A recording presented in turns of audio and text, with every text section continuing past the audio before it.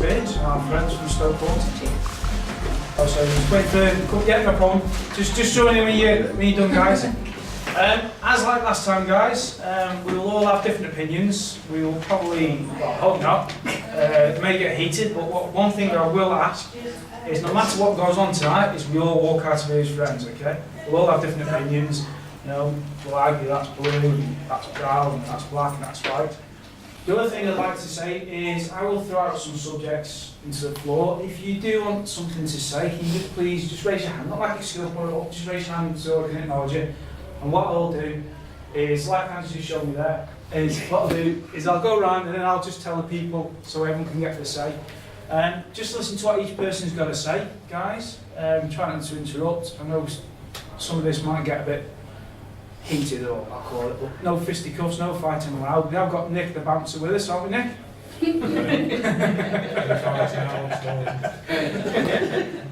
So please just respect everyone's views. They won't be the same. Well, I hope not, otherwise the debate's going to be pretty boring.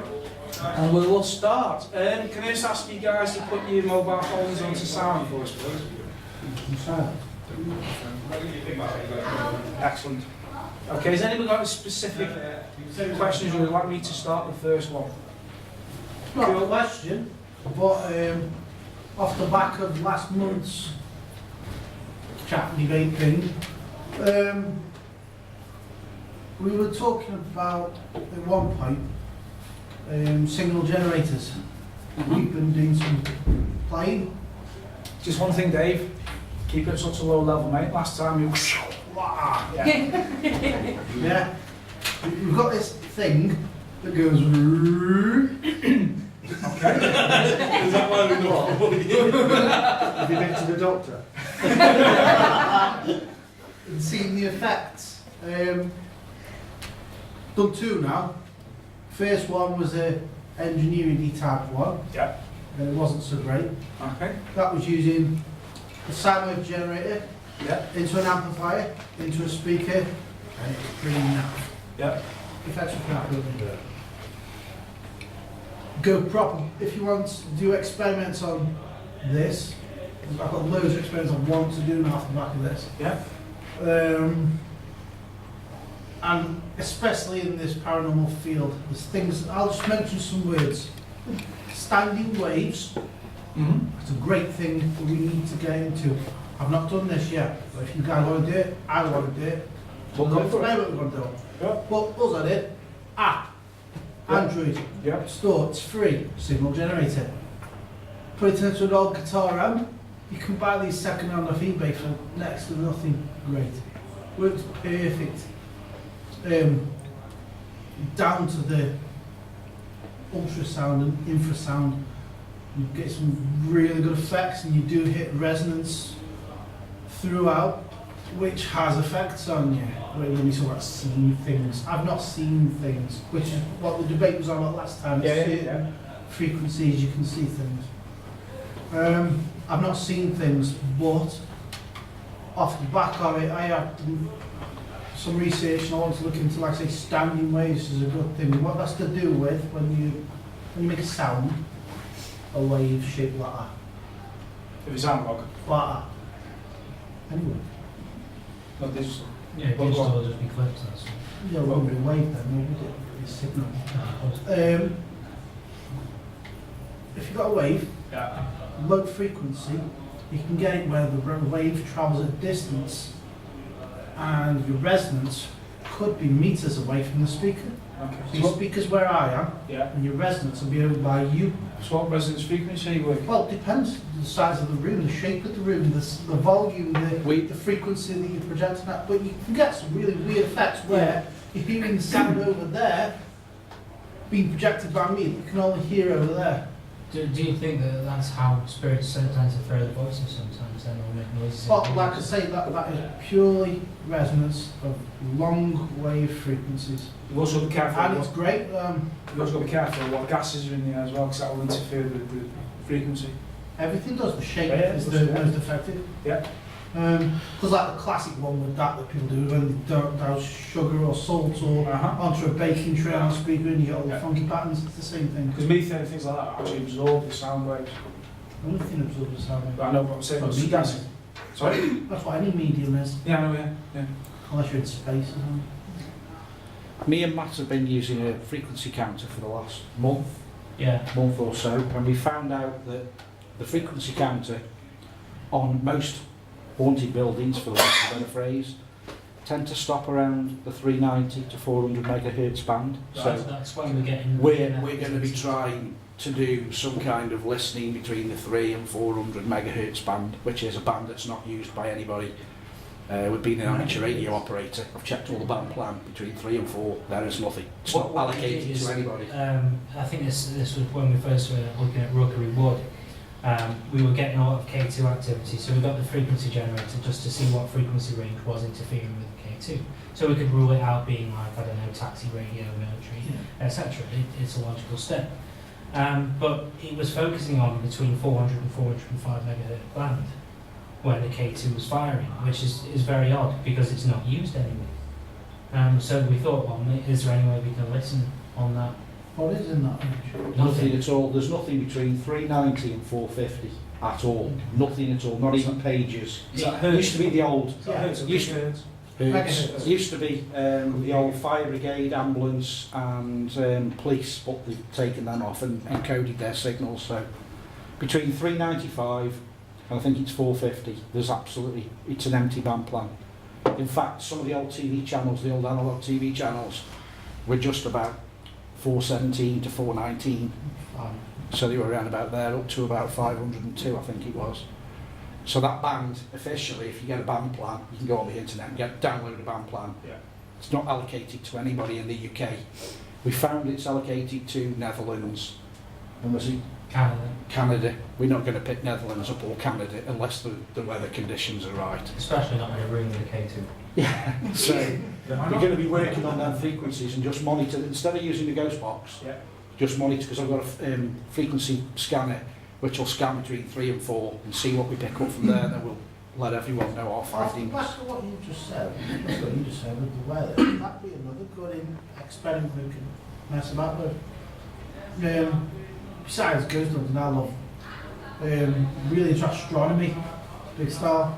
Onto space weather, and go on to where the aurora, when you get the CME's classic weather forecast doing broadcast from the perspective of space weather, they're going suspicious observers on YouTube, great. And he tells you about incoming CMEs, but that might be a good thing we can look at as, are we getting activity around the time when you've got CME? Stuff going on So in for example, space. tomorrow is a really good one, because there's a CME coming in right now, it's going to hit tomorrow.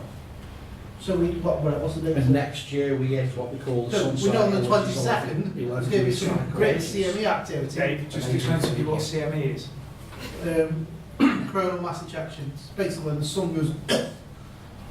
Yeah. And we're having a big, goes in an 11-year cycle. In 2014 the cycle starts again, so everything gets charged Solar back flare. again. So basically, you might say that solar wind activity might give us spirit activity, etc., or something similar.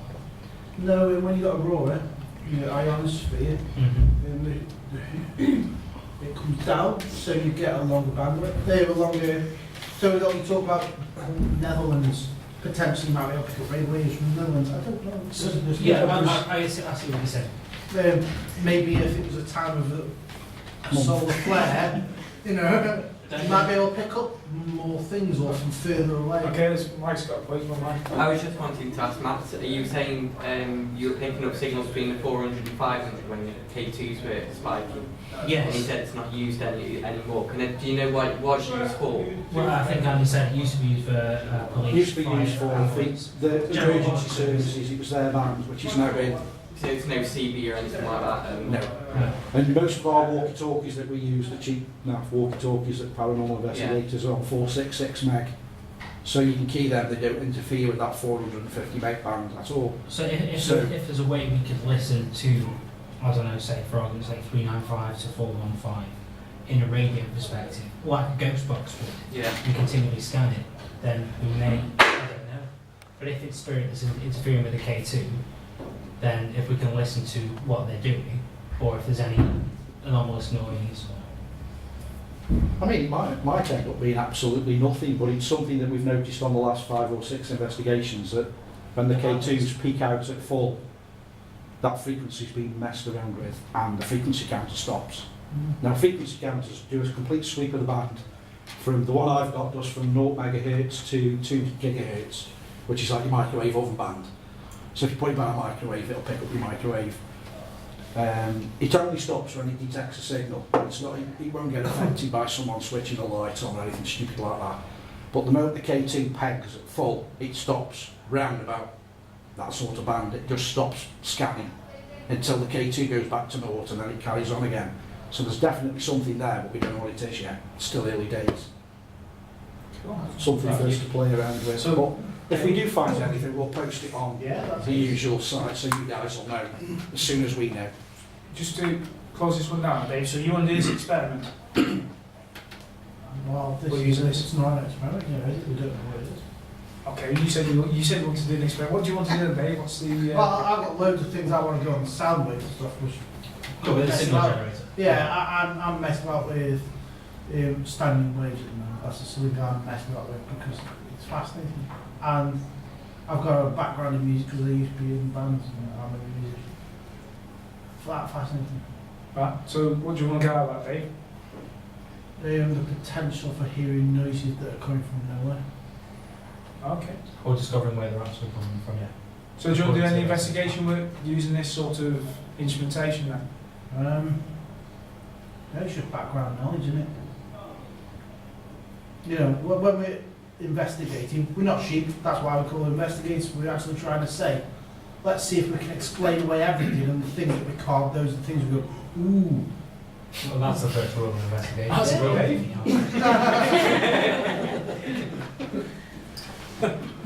Okay, we'll close that subject down because I'm sure, like most people, it's gone above their heads.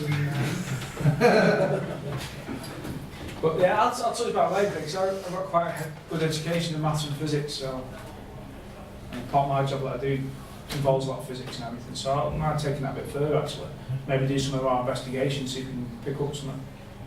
And maybe post it on the Unity page and maybe involve everybody who's interested in it. Well, what we have to be careful of, and it's not knocking any groups, but the amount of times that you see people getting excited because the K2 meter's spiking all over the place and then suddenly someone with the camera pans outside and you've got a mobile phone mast right outside. Before you start getting excited, check your environment where you are. Yeah, yeah, definitely. I mean, my previous experience with K2s when we've been on investigations, if you've got something like that outside, it's going to be happening on a regular... Yeah, it'll pulse every probably 30 seconds you're going to be getting there. Exactly, so when you're sort of stood around in an environment and then all of a sudden, after you've been there for half an hour, you get a few blips, that's...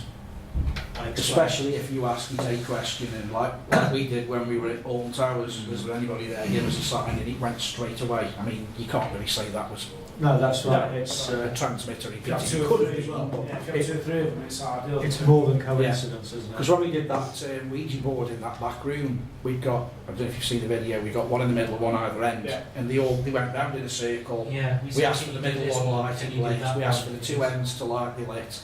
All of them all lit exactly the same. We Can't had really explain. a similar one when we were down at Cabot Chase. Yeah, because I was saying, like, can you ask the K2 on, can you influence the K2 on the left, the K2 on the left would fire? What about the one on the right? The one on the right would fire. All three would fire. So it felt like there was a definite intelligence behind the behaviour, if you know what I mean. Which is really good because down in County Chase, there's it's massive down there and electricity power and all sorts. Like Matt was saying, it's just doing it on command, so it's doing so that's The only thing is with like K2s, this is my theory alone. If we expect, if there's a K2 there, we say to ghosts, spirits, whatever you want to call them, approach the K2 meter and make it flash. From my perspective, if I walk up to a K2 meter and I'm alive, why can't I make it flash? So why do we think they make it flash? That's another thing. That's a always comment that was said last time, that at the end of the day when we talk about paranormal, none of us know what it is, so all we're asking for is what is being manipulated. Yeah, how are they Now doing? EMF is it's an invisible force, we can't see it with our eyes. So, but we always expect EMF to be manipulated. Why can't we say, okay, tell you, put a cold spot there, Yeah. or I've got to generate some sound there, or even better, go and sit on that seat, let me see you. That's, You know, it's all we're asking for is a manipulation of something. Whether it, How are K2s actually calibrated?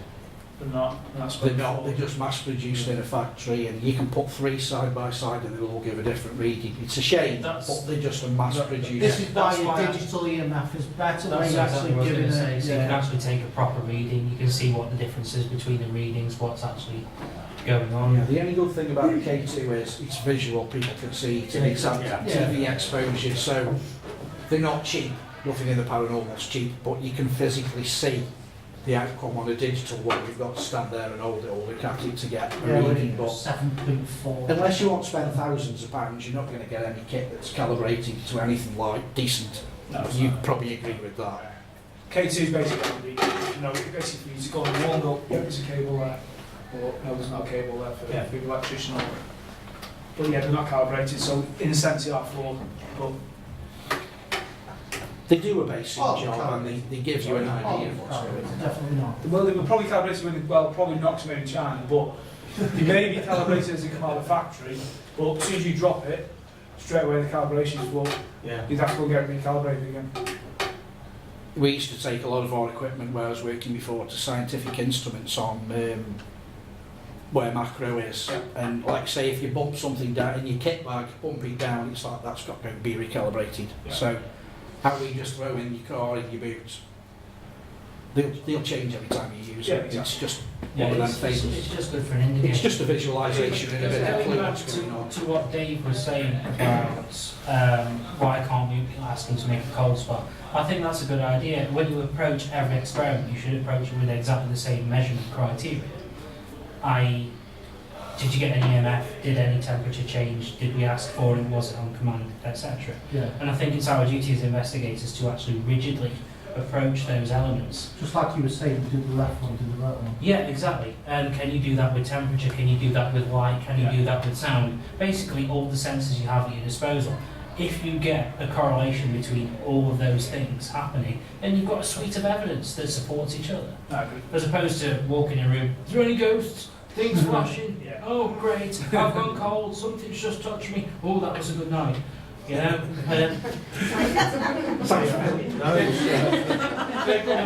But you see, to some people, that's enough. No, I agree, but that's the difference between a ghost tourist and an investigator. I think. And we keep going back to this argument about what makes an investigator. An investigator actually investigates. So, He wants to know why. I think he wants to know why. yeah, exactly. He wants to know The why. Yeah. Yeah, some people are just happy going and see the K2 flash. People like yourselves want to know why it flashes, what's making it flash. I think there's no right and wrong. I mean, there's no such thing as makes me laugh when you see we are the best paranormal. Oh yeah. Why are you the best? What do you do different than anybody else? So there's no such thing as the best. That's exactly what riles me the most, and it upsets people sometimes when I say this, but you get people that give themselves a label of, I'm a paranormal investigator. Okay, well, how do you investigate? What are your methods? I'll go places and look for ghosts. That's great, okay, but what are you measuring? I'm still waiting, you know? When you actually ask people what they're investigating, why they're investigating, what the methods are, and what conclusions they've drawn from their evidence, something fell over in the corner of the room, you know? It could have been a piece of cloth that somebody pulled from a curtain or something, you know? And it all depends on what you're happy with. But investigators, I feel, are after definite proof. What irks me the most is people that turn up, call themselves investigators, and actually have the bravado for other people to believe that they are convincing investigators. They've got boxes full of kits, boxes full of flashy Gizmos. things that do some wonderful things you look at, you know. Oh, it flashed. That you're not an investigator in my view. At all. You've got boxes full of toys and you're having the bravado that you are doing a job of an investigator, but instead you're just turning up and living in a cloud of bullshit. I'm sorry to upset people when I say that. No, not at all. But that's my view. Yeah, Claire? So this is one reason why we prefer to go back to places 2, 3, 4 times. Yeah, exactly. Often I'm being accused of, right, we're going back to here because you can't get any venues.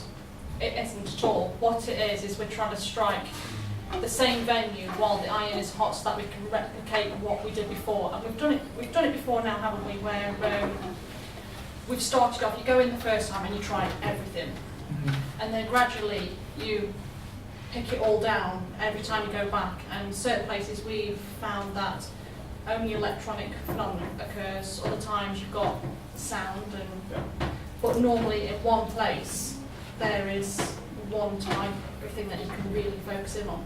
So, And you going don't know back to- until you get back home that's it. what you've actually had. So you need to go back, because you can't do it on the night, because most of the stuff that you capture you don't know till you review Yeah, it exactly. back. I mean, this is the ideal thing as investigators.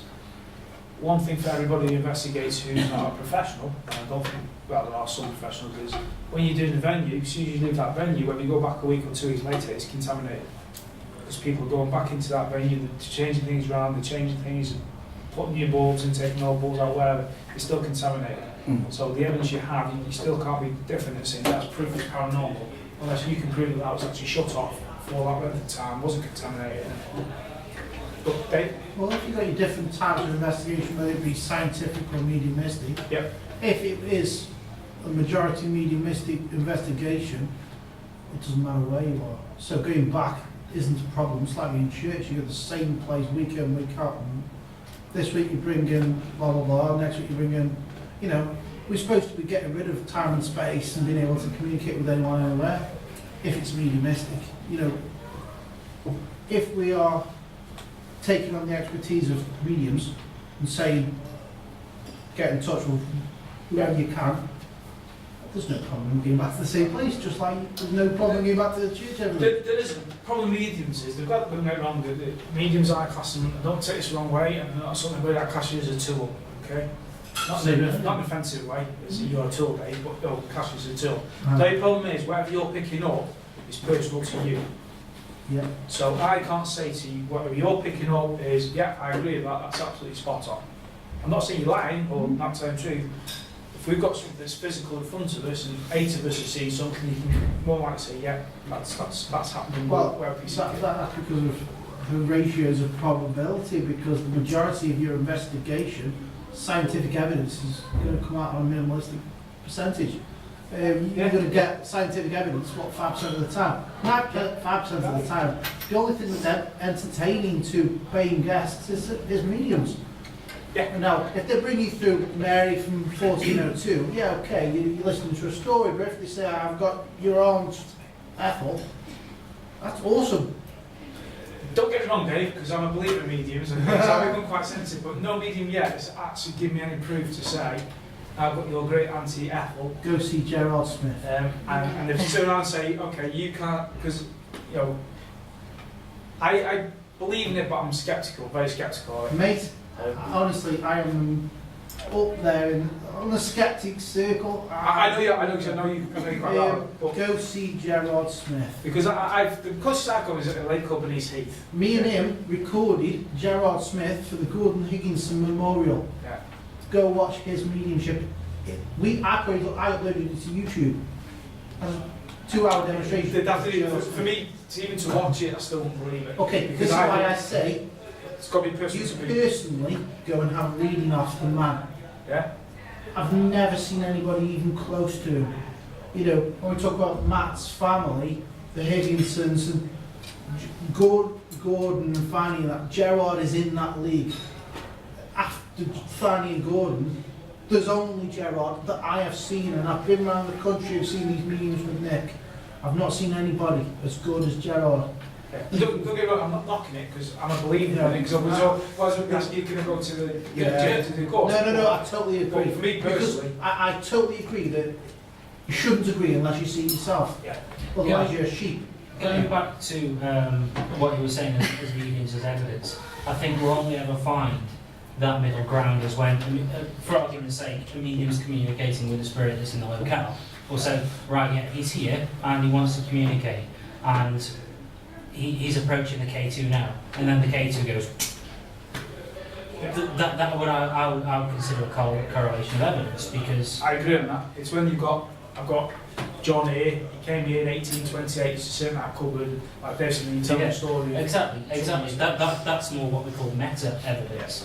And as I said before on the original debate, that mediums are, when they reach more of an advanced stage of delivery, they are pushed to give what mediums call solid evidence, and that's dates, times, and everything else that can be referenced as solid, or considered to be solid because we can reference it in the physical world here through records. And secondly, it's intimate enough for the person having the reading to accept its validity, i.e. stuff that only they would know, i.e. she had red curtains in this room and behind it was a book, and that kind of stuff that only they would know. Yeah. But other than having physical validity of like making an apparition appear and us capturing it, there is no real solid evidence. No, I mean, me personally, I've never had that. I've never had someone say, oh, your grandma Betty, she had blue curtains, she used to do the things. I've done that to me. They always said, oh, I've got someone here called George. Well, on the fence, no shit, she look at my age. Of course I have someone called George in my lifespan with my ancestry.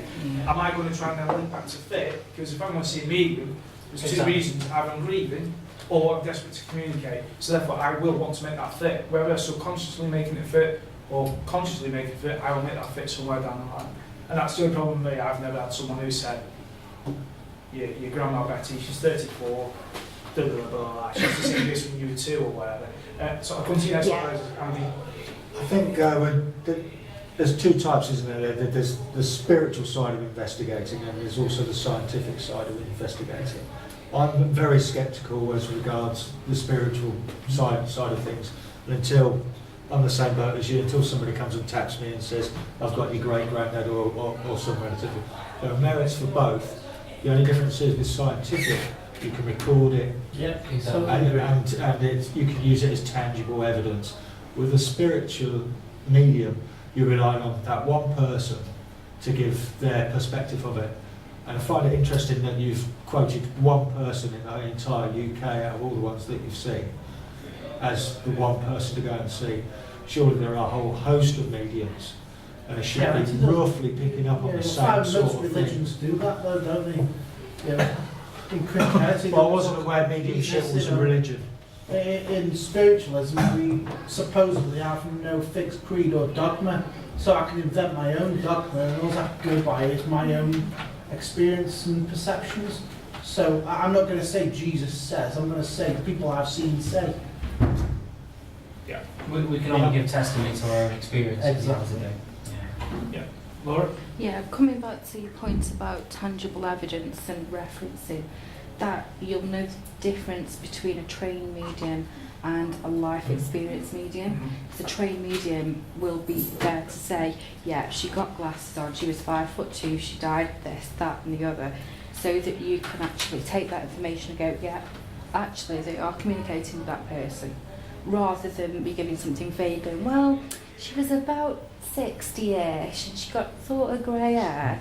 Yeah. That's no good for anybody, so that's why we go through, we do courses, we do development classes, we carry on doing this to enhance and hone the skills so that we are giving that fundamental evidence, because it's no use to anybody if I'm just going, oh, well, there's a lady there and she's got a blue dress on. What's that mean to anybody? Nothing. Whereas if I can say, her name's Dory, she died in such and such, she lived on Stanier Street, you know what I mean?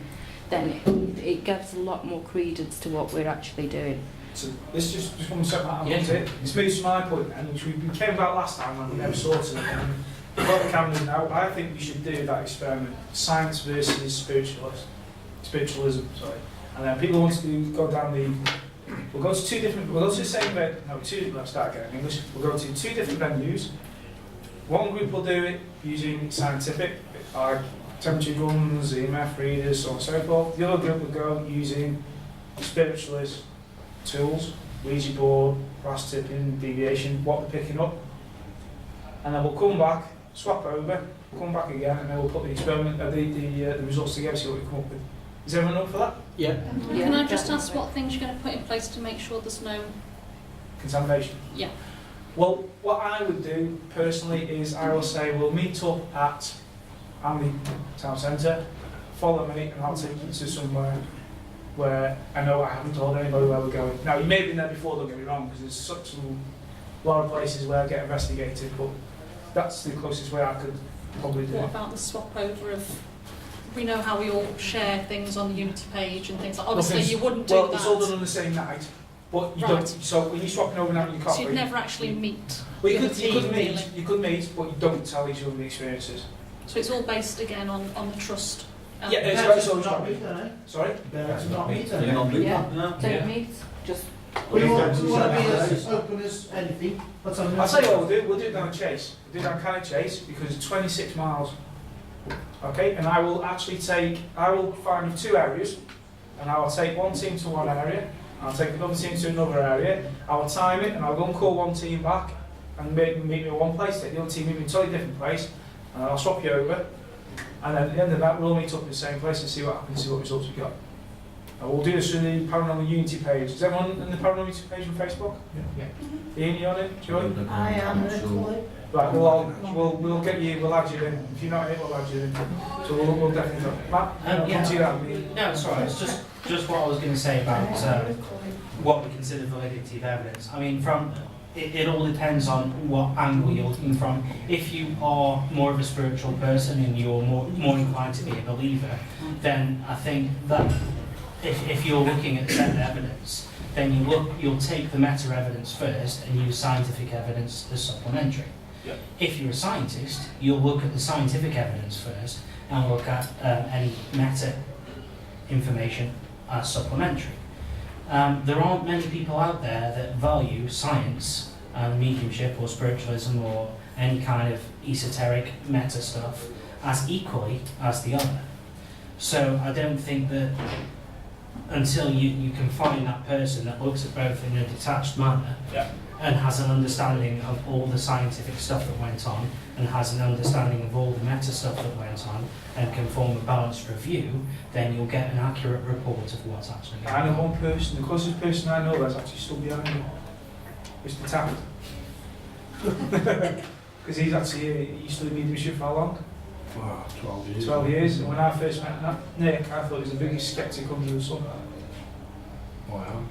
Well, yeah, I know, yeah, but I thought you didn't believe in any mediumship or anything like that. And then to me, you told me you were actually doing mediumship, I was like, what the? Yeah. No way, no, I'm not. But I think it's important to have that professional detachment to look at both sets of evidence.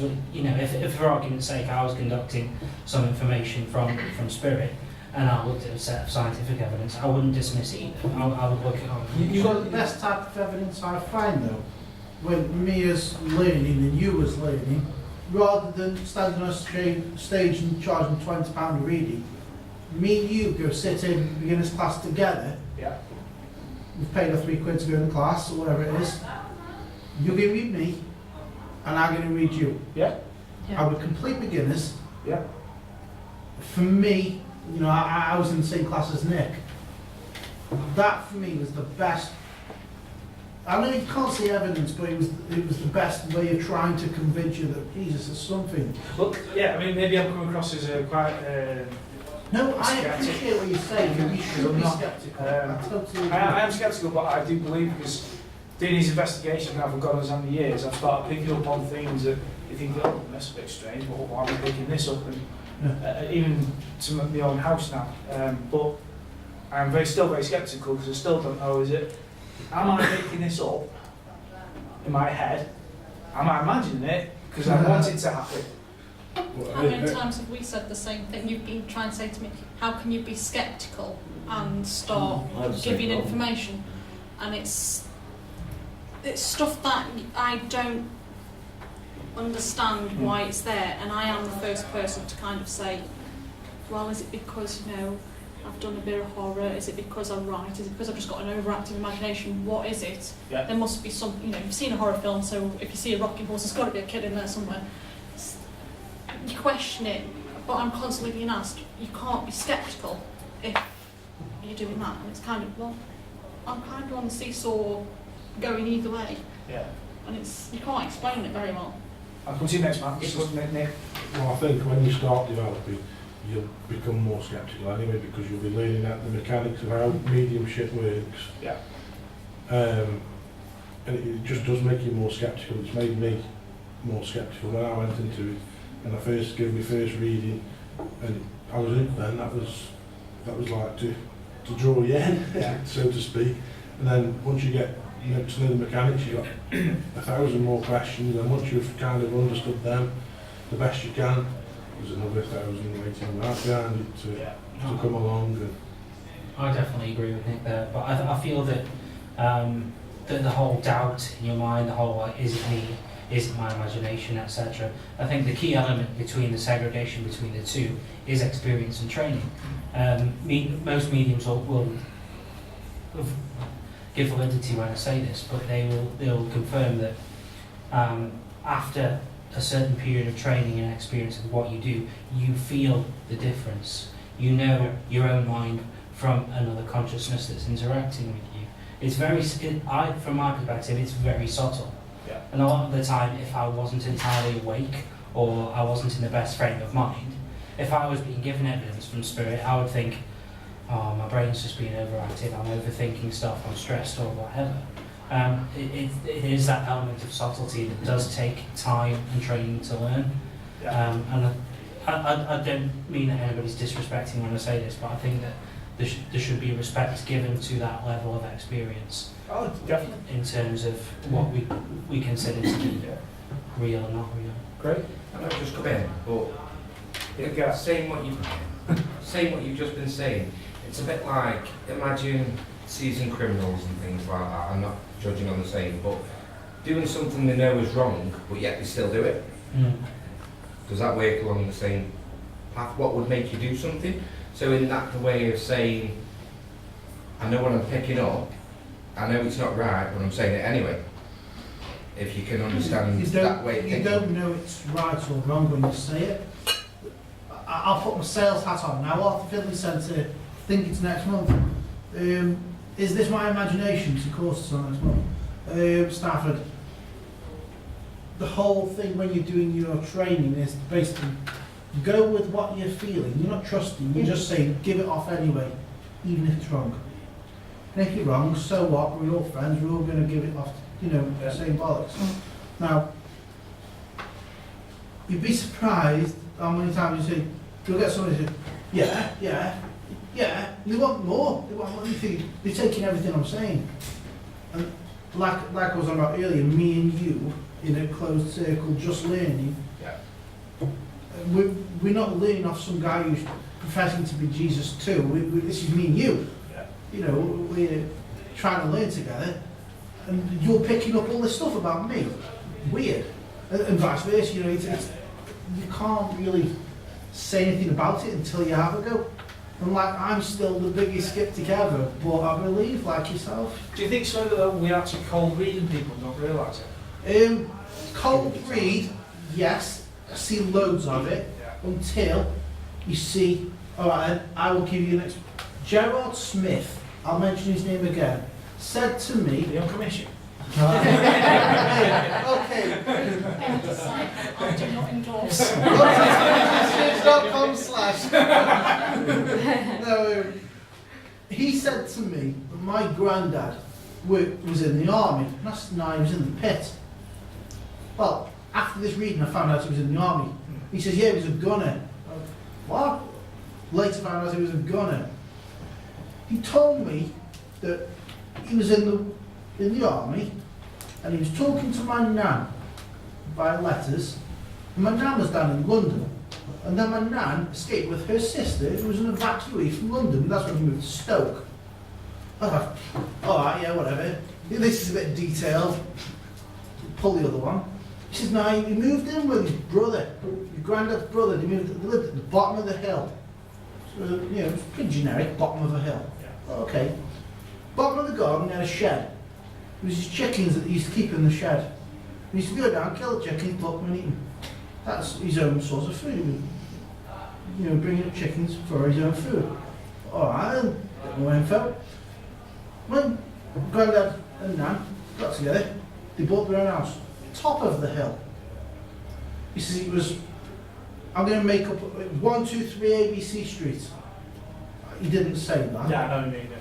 And it was a place in Newstead. Me and he drove up there in my car. And he took me to the exact house and street of where they lived. And you could say, okay, he researched it. But Jesus Christ, this was specific, and I'm not, it was so specific. My mum didn't even know.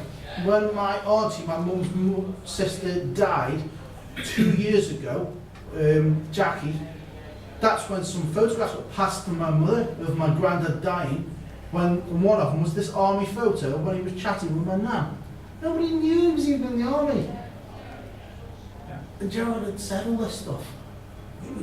It sounds like though, don't it? That's more a reading of a past than actually. Yeah, but you were talking about cold reading. Yeah. If I was cold reading you, I'd say, you've been outside, you've had a fag, you're sweating, you've been hot, you know, you perhaps need some teeth, I can hear your belly rumbling. But I'm not going to say, you Aunt Mary says, you know. Yeah, that's what I'm saying. I think that's where the dissection comes into It's play. weird, You yeah. get a lot of mediums who will fair enough and say, I've got your gran here or so-so. Now, they'll go on something what's way back in the past, what really makes you think. I know if my gran was there, she'd say something blatantly obvious when I'm going to get it just like that. But nobody ever seems to hit the nail on the head and say, can you remember when we went here, did that? Yeah. That's just that convincing line instead of going back into the past. But I think you've got to see a few mediums together, because you might see a medium, whereas if they're actually using like their past memories, or if spirit shows them something that they don't understand, they're not going to be able to tell you what that item is. Do you get what I mean? No, So if someone's showing you a mobile phone, you don't know what a mobile phone, the medium doesn't know what a mobile phone is, you can't actually come across and tell you what that object is, if that makes sense. It's just, yeah, no, So, you're totally right. I think it's my ignorance towards not knowing more about the mediumship side. Yeah, it's yeah, that's the only thing what gets me. I'd love nothing more than believe in mediumship. I know it sounds silly, but again, I'd love nothing more than believe in life after death. You do get intelligent mediums, you get some different. Yeah, you get the ones where they will fail themselves. They'll get quite good on the information. They know specifically who they've got. They're hammering everything just right, and to the point where there's something specific needs to be said, and suddenly it's never said. There's always different. Yeah, it all seems to stem around We go the specific. church every Sunday. If you picked 100 in a row, I dare bet you'd see less than 10 that are good. Literally, Again, that percentage is so low. Okay, can you just move on to Matt? Andy wants to comment. I've got, hopefully I still have after this comment, I've got quite a few friends who are mediums, so it's not a knock on mediumship. But what you've just said there about he was able to pick up on your granddad's this, granddad's that, granddad's the other.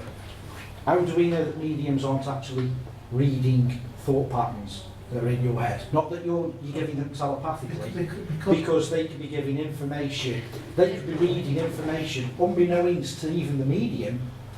They are picking something up that's in your brain. I mean, that's the I difference. watched a programme about DNA and genetics and stuff, and they could prove that I could have thoughts from my grandparents, which are genetically programmed into my head. That's why sometimes people say they get deja vu. Your grandparents been there, and that flashback is coming back in your memory.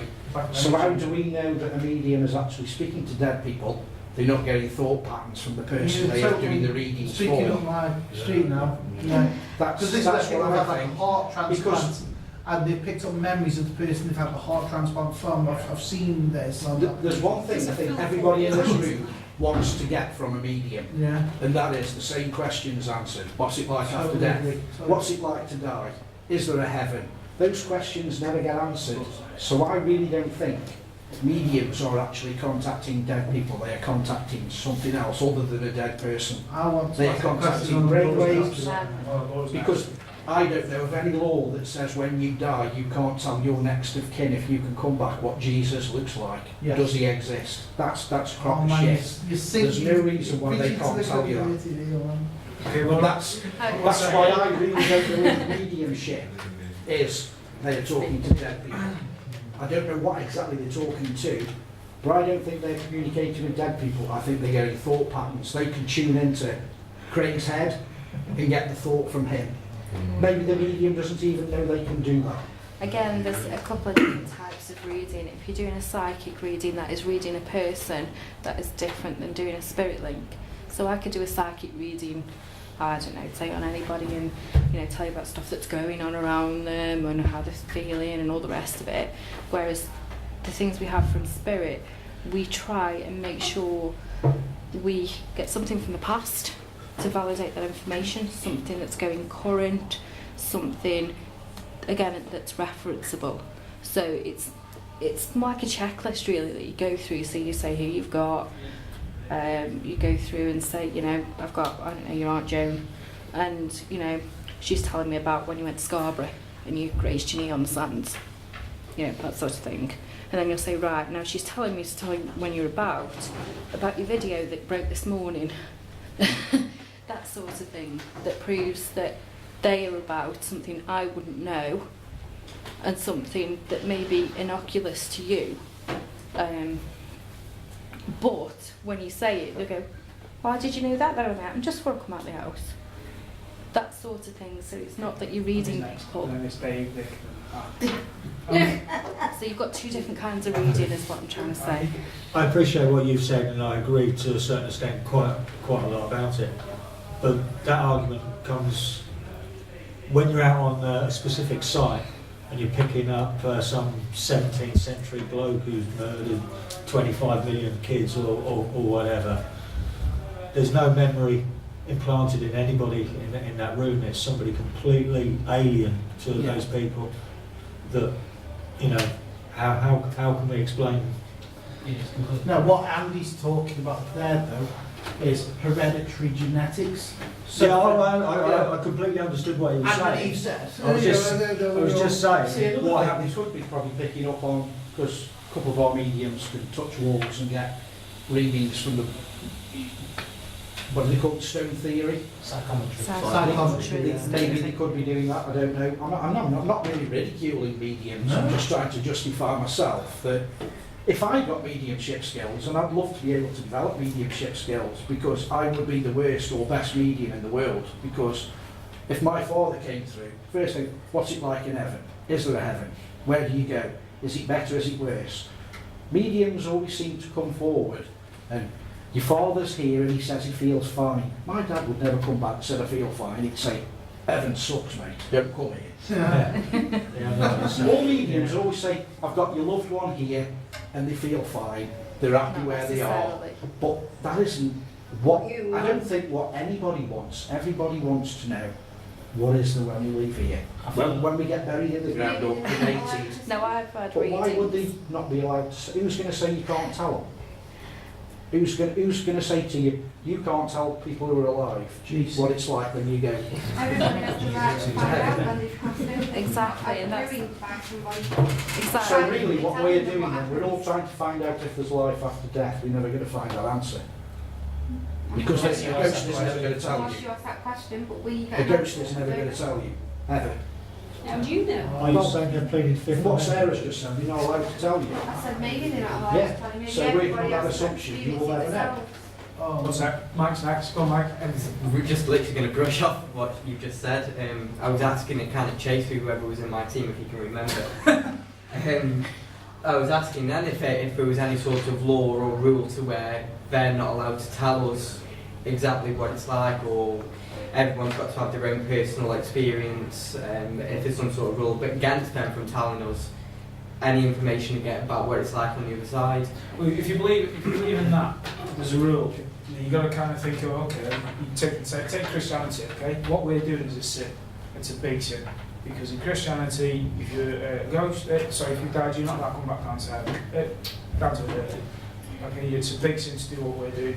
We're the Catholic Church, I don't believe that. And yet, Paul, the Apostle Paul, went to heaven, came back. He was the only, he was the guy that wanted to die after he died because he came back before Jesus. Yeah. So there are instances within the Bible where people died. There are instances of divine manifestation. Okay, go on, bring the Bible, another Bible, back of my hand. Go on, sorry, Matt. No, I was just saying there are instances in the Bible and in the Quran and in the Torah and everything else of divine manifestation where other divine beings other than people come down to deliver information from beyond. Who's to say that that isn't what we would consider paranormal activity? Going back to what we were saying about like hereditary genetics and memory, etc. from my understanding is that mediums work on a psychic basis. I mean, from an argument's perspective, like Laura was saying, we could do a psychic reading of how you're feeling, what you're being stressed about, etc. on a psychic level, here and now. Spirit use that mechanism, as far as my awareness allows, to communicate with their consciousness through ours to deliver the information. So I think that's where a lot of misconception allows between what we will consider a spiritual reading and a psychic. But going back to what we consider memory, or what Andrew was saying about stuff that you wouldn't know, there's a classic example with Fanny Higginson, where she didn't believe in spiritualism at all. And one day she came along to a spiritualist church with a friend. The medium delivering the information said, "I've got your mother here." And Fanny Higginson said, "I don't think so. I left my mother at home." "Yes, she's died while you were here." She got back home, she had died. It's a bit morbid. It is, but it's a classic example of Wasn't that on the internet epiphany today? from knowledge. Sorry? Wasn't that on the internet today? 'Cause I saw somewhere where a girl's mother, and she was told by the psychic, "Oh, your mum's died." She goes, "No, she hasn't, only left her an hour ago." And she goes, "Well, she's died while you've been here." And that girl went home and she Yeah. found her mum dead. Yeah. Well, could you class that as purely coincidental? Not like that. It's a hell of a We don't coincidence. know what mum were ill. Did she have an illness that she didn't even know she had? There's also, from a skeptic's point of view, you could say, There are a lot of variables there. yeah, but how many people have been told that and gone home and mum's still there? We don't know that. We only heard the instances where that's From a medium's perspective, if I said something that, it would be a very ballsy thing to say. Yeah, it would, Like, you know, your mum's died while you've been here. They get home, they find the mum's still alive, they come after me with burning torches, calling me all kinds of names. Yeah. that's because you know that's all. But going back to what Andy said about where the information comes from, I think it is just information. If I'm quite interested in like the Akashic records, and are we accessing something like that, just like Wiki, where people say, like WikiLeaks and all that, Wikipedia, whatever you want to call it, where people say, well, my nan's been dead 10 years and she's talking about something that happened last week. Well, if you look at it like Wikipedia, you go into it, all that information is actually there and it is all linked. And that's what to me, that's what we're accessing, is information. Good consciousness. Yeah. Okay, what we'll do then, guys, we'll stop it for 10, 15, well, say 20 minutes, half an hour, so we can all have a drink, take your drugs, have a fag, whatever you want to do, and then we'll come back. And I've got another question which is quite controversial, so oh, he's Andy. Oh, guys, so thank you very much, guys. We'll start again about 9:30, yeah?